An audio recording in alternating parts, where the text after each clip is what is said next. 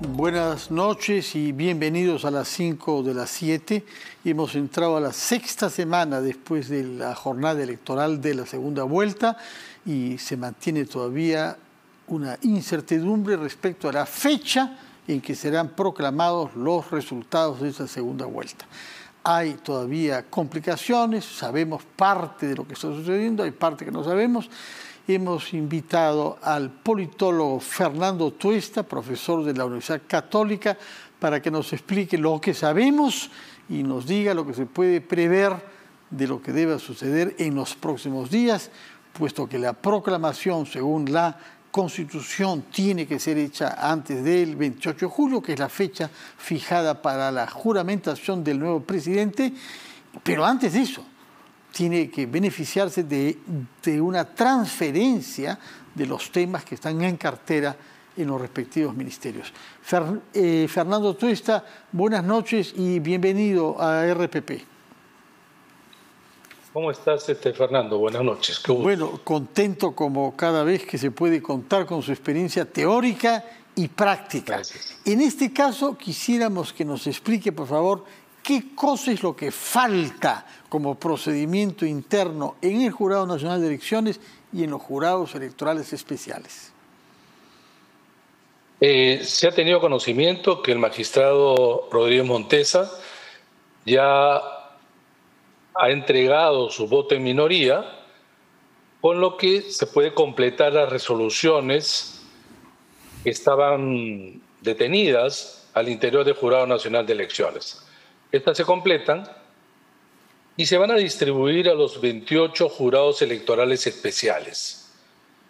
Estos van a tener que elaborar a su vez una resolución de cierre, dando los resultados de su circunscripción.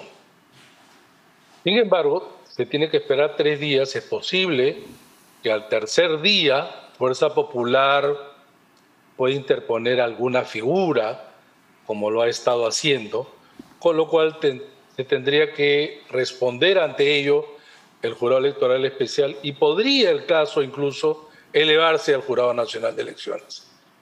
Lo que resulta sorprendente, o quizá no, que el día sábado ya la señora Keiko Fujimori dijo que ella no iba a reconocer los resultados. Entonces, la vía, ¿por qué siguen entonces por esta vía? ¿O ¿por qué podrían ellos interponer alguna figura de esta naturaleza? Creo yo, y que lo hemos discutido ya también, porque hay pues ámbito estrictamente legal y ámbito político. Creo que como ya es más o menos, se percibe, evitar hasta donde sea posible el resultado final, o alargar hasta donde esto también sea posible el fin de este resultado y la entrega de las credenciales, con lo que estaría habilitado para juramentar el 28 de julio. Cosa que ya de por sí a estas alturas es extremadamente estrecho para desarrollar toda esta dinámica de transferencia del poder. Los equivalentes Kuczynski, Ollantumala, Alan García tuvieron más de un mes, que se tienen que además componer comisiones de transferencia, desarrollar un cronograma pues, de entrega, que no es fácil, imaginarás tú, hay ministerios que son muy grandes y no solo ministerios.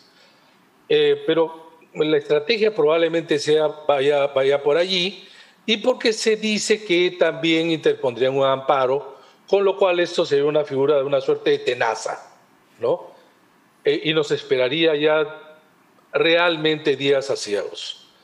Porque llegar a un momento en que no tengamos resultado el 28 de julio abriría muchas compuertas a interpretaciones de todo tipo. Desde aquellos que dirían, este es el fin de gobierno de Sagasti porque él en realidad es el encargado en la medida en que es presidente del Congreso, presidente de un Congreso que ya no está en actividad, sino hay un nuevo Congreso.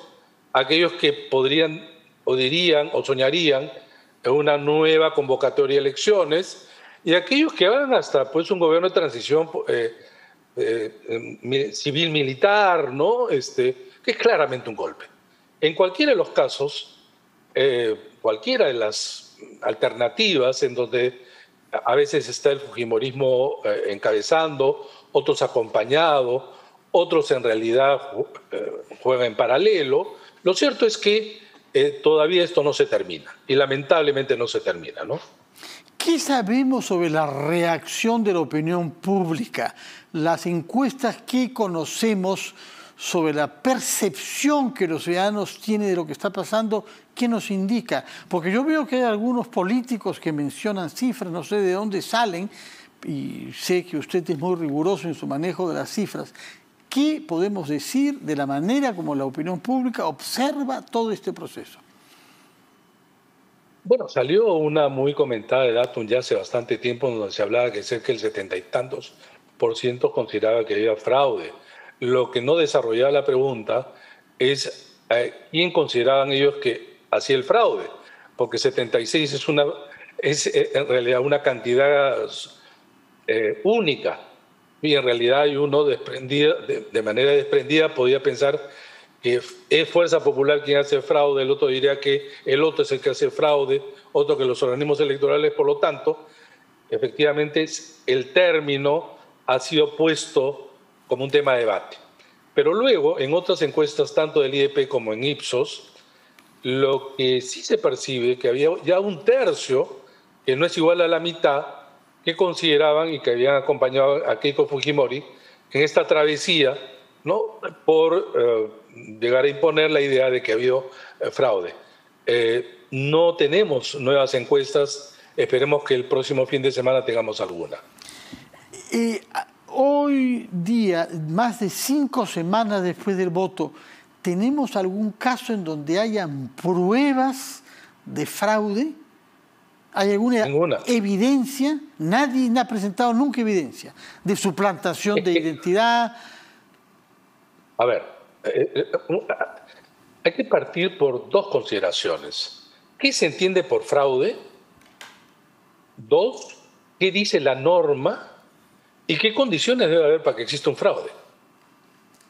En ninguna parte, y particularmente en América Latina, las veces que ha habido fraude se ha contado siempre con el concurso directo, impulsor, protagonista del gobierno y la captura del organismo electoral, cosa que no ocurrió en Perú. Bolivia, ¿no? Bolivia, en segundo lugar, un ejemplo reciente. Ya, pero ahí vemos entonces el tema. Las auditorías internacionales que tanto se alegan, ocurrieron 3 en los últimos 5 años de parte de OEA. Honduras, República Dominicana y Bolivia. ¿De dónde nacían? ¿De que un tercero de los que compiten pedían a la OEA? No, nacían de los informes de las misiones de OEA, no por el pataleo de un candidato o por la protesta genuina, así lo quieran entender, no, de OEA. Como los gobiernos están involucrados, entonces sí solicitaban a OEA para legitimar su acción, o por lo menos tener la posibilidad, el gobierno, de legitimar su acción, cosa que no ocurre. Y lo último, Fernando, que me parece fundamental y que la ciudadanía debe conocer. Lo que está pidiendo Fuerza Popular, ya que no ha conseguido un voto más para Keiko Fujimori, porque los peruanos en el extranjero, etcétera, etcétera, los primeros días, es en realidad restarle votos a Castillo. La única manera es anulando actas. Pero para anular un acta es que estás anulando los votos de electores. Y nuestra legislación, como la de todos los países del mundo, protegen el voto. Y por lo tanto, las causales de anulación son pocas, acotadas, y que ninguna de las que ahora se implora, se invoca como nulidad, está incursas en estos artículos. Ninguno. Porque la suplantación no es fácil de demostrar y no es simplemente una mera comparación. Te digo una cuestión personal. A mí una vez falsificaron mi firma. Sí. En un documento que supuestamente yo denunciaba. Tuve que ir a la policía fiscal, yo personalmente, me hicieron firmar como 500 veces y después de un peritaje y un examen, la decisión, la conclusión fue que no era mi firma. Una. Pero supongamos que incluso existe esa posibilidad. ¿Cómo saltas de esa comparación a que los 250 votos fueron manipulados a favor de uno. O sea, el jurado y los organismos electorales tienen que demostrar ellos que no hubo fraude. Los otros tienen que demostrar de manera fehaciente, contundente, inobjetable que lo hubo. No presunciones, no un video, no una relación de causalidad que no existe. Es por eso que los organismos serios peruanos, internacionales y gobiernos han señalado de manera clara y contundente que no hubo fraude. Claro está, para muchos peruanos que votaron por Keiko Fujimori, se creen la narrativa y esto ya es casi un acto de fe. Tú le puedes decir esto y muchas cosas y no te creen. Y no te creen porque es un acto de fe. Bueno, perder 3 veces a la señora Fujimori es algo frustrante para los electores. Que se han creído además una narrativa como esta también debe ser frustrante. En un artículo reciente usted utiliza el concepto de negacionismo. En realidad es una palabra bien fuerte porque tiene su origen en la designación de los que persisten en negar que no hubo genocidio de los nazis sobre judíos. El negacionismo ahí nace, ¿no? Originalmente eso, ¿no? Personas que contra toda evidencia siguen negando que los campos de concentración y los hornos que mataron no existieron. Entonces, cuando usted habla de negacionismo al tope para los resultados electorales, está haciendo una crítica en ciencia política bastante severa. Bueno, es una extensión ya usado también en América Latina, sobre todo quien ha roto de manera clara lo que era un juego reglado, aceptado, y aceptar los resultados y quién ganó, me refiero a Donald Trump, ha roto esto en los sistemas democráticos. Y ya hay un artículo que yo justamente he estado también difundiendo en The Atlantic, donde habla de la comparación a partir de Donald Trump, cómo el negacionismo pasa por Keiko Fujimori y también en Israel, y que ya lo está anunciando Bolsonaro. Es decir, anticipadamente dice, si yo no gano hay fraude. Y como no gané, hay fraude. Hasta este momento, Donald Trump y sus votantes niegan que haya sido derrotado. Entonces, negacionismo es una forma también de protección, ¿no? De protección, es decir, en el caso, me imagino, de Fuerza Popular, perder 3 veces la elección, la única vez en la historia que una candidata ha pasado 3 veces a la segunda vuelta y 2 veces perder por menos del 1%, no es fácil de poder lograr aceptar. Esto en el caso de ella, pero de sus votantes que creían que apenas gane el señor Castillo, que podemos, y le hemos hecho críticas y le seguiremos haciendo, que prácticamente el 28 de julio tenemos pues los barcos cubanos y venezolanos al frente del Callao, ¿no? Y de que esto se convierte de la noche a la mañana en Cuba, y hay un temor, porque la campaña ha sido acentuar temores y en realidad pesadillas que en realidad no va a realizarse, y en todo caso los peruanos evitaremos el exceso del poder, pero también de la misma manera proteger algo que es clave en una elección. Es el respeto a las instituciones y a las reglas.